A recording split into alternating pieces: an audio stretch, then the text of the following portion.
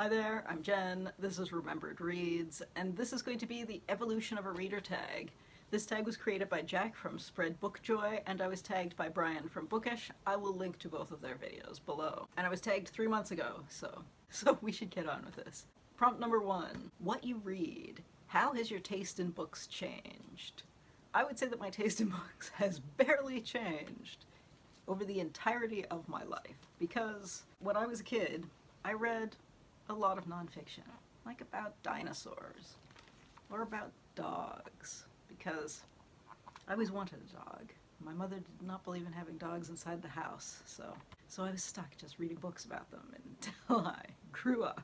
That's slightly a joke, but not completely, because I've said this in mostly other tags before. I come from a family where everybody reads a lot, and one of the big things was anytime you had a question about something, my parents were not the kind of people who would make something up or say, I don't know, or tell you not to ask. They would say, let's go to the library, let's find that out. And we would look things up. I have always read a lot of nonfiction for that reason, because I was kind of raised to do that.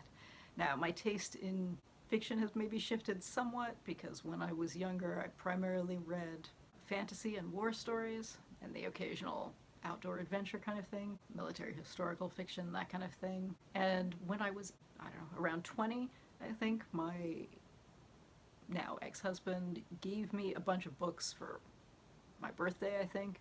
And they were a bunch of the whatever had won the Booker that year. So this would have been like 1995 maybe. So that got me reading more, I guess, quote-unquote literary fiction. Although, again, my family always had a lot of, say, modern classics that were just old, so they were from when they were new and things like that. So a lot of that could be around. So even that, I don't know. I will say that being on Booktube has opened my mind to celebrity memoirs. So that's something. Question number 2 is how you read. Has the format of how you read changed much? Yes, because when I was growing up, there were no ebooks. And audiobooks were books on cassette, and that is not very convenient for anything that's very long. So yeah, I guess I started reading books in digital format maybe around 10-12 years ago, but I don't think I did it particularly often until about maybe 7 years ago when I started getting ebooks out of the library. I do remember one of the first ebooks that I read was The Sun and Splendor, which is really long. It's a novel about like the court of Richard III. And I didn't have a big compulsion to read it, but this was around the time that, you know, when they found Richard III's body, and somebody I was working with at the time said, oh, I read an interesting book about that. And I had assumed it would be like a work of nonfiction and not a piece of historical fiction that was 1,000,000 pages long. I think it's technically like 800 pages on paper, but it was about 1,200 in the ebook format. And I remember reading that. I was on a work trip, so I was flying from Toronto to Vancouver, and I remember saying to my coworker who was in the seat next to me, like, this book is endless. So, I mean, I would buy a couple of ebooks if I was going on a trip and had a device with me, because there were a few years, about 10 years ago, where I was traveling a lot for work, but yeah, it wasn't until I started getting ebooks out of the library about 6 years ago or so that I started reading ebooks a lot. I'm not a big audiobook person. I'm way too easily distracted. I don't pay attention to them mostly.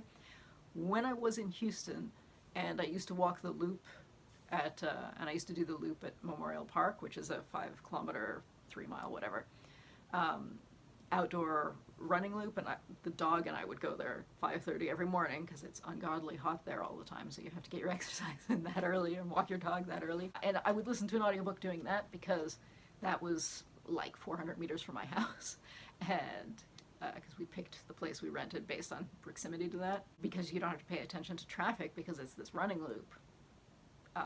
But because you're actively running and watching to see that the dog isn't going to the bathroom so you can pick that up or whatever, it's just enough distraction that I can listen to an audiobook in that situation, but in other situations I'm just way too easily distracted.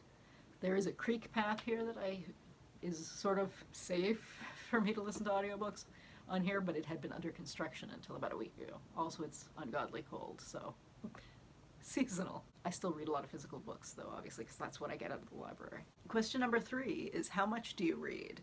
Do you read more or less than previously, and has how often you read changed? Yeah, I mean, it's gone up and down at various points. I think the most that I read was when I was at university, and then the 4 years after that when I had a really long commute. Like, when I was going to university, I had sometimes 2 hours each way every day, so you have 4 hours of reading time. Those were years when I was reading 400 books a year, maybe. And then when I moved out to Calgary, and I didn't have a commute like that, where I had a very short bus ride, or sometimes train ride in the morning, depending on where I was going from, and then usually walked home. Yeah, I mean, I went from reading 400 books a year to reading maybe 30, 35. So it's gone up and down. And then when I was in Houston, because it's so hot, I used to use, in the middle of summer, I would go to the gym and read on either a treadmill or the stationary bicycle. And so I used to have a block of, this is the 90 minutes that I read every day. And so that brought it back up again. Because I guess I'm kind of a multitasker, I'm either commuting or I'm at the gym usually, other than the past couple of years, obviously. So there's definitely been ups and downs based on that. So I had a block of years where I was reading 400 books, a block of years where I was reading 30, and now I'm mostly at the 1 to 200 range. So question number 4 is, how has Booktube changed you as a reader? I kind of said that earlier. I got over my fear of celebrity memoirs, and I read those now.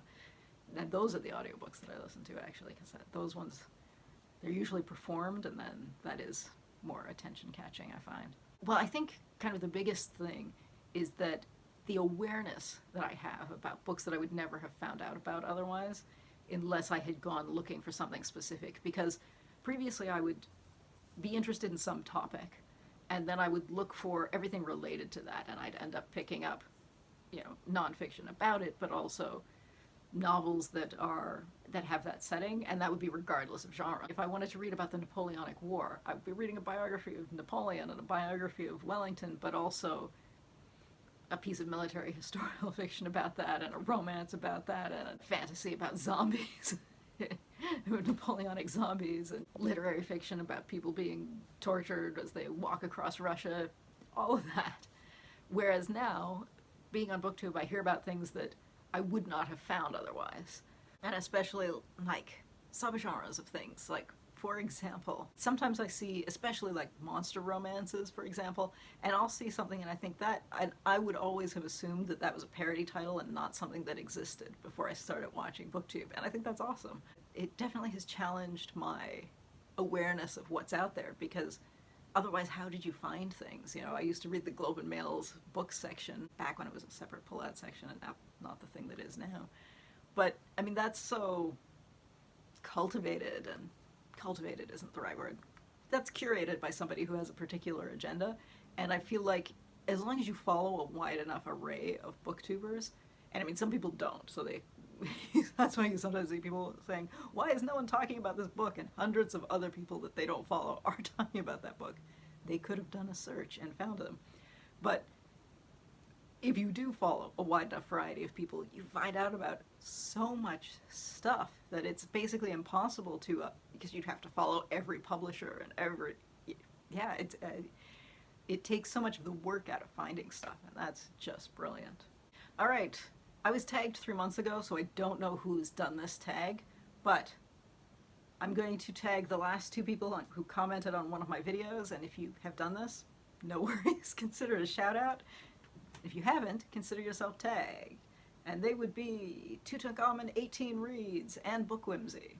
So you're either tagged or that's a shout out, because you should follow both of them. And Cynthia from Book Whimsy is to blame for some of those, for my learning about some of those romances, so. Yeah. And as always, if you're watching this and you haven't been tagged but you would like to be, please consider yourself tagged. And yeah, that's it for now. Ciao.